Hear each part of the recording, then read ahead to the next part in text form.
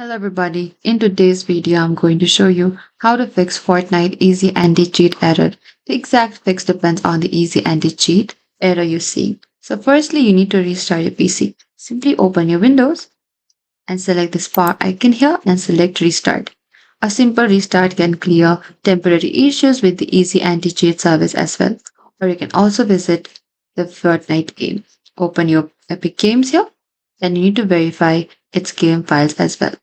So once you get into this interface, in the left hand side, select this library and over here under this library and click onto this three dot icon. And from here, select this manage. And over here, you need to click verify as well. This checks for and prepares corrupted game files.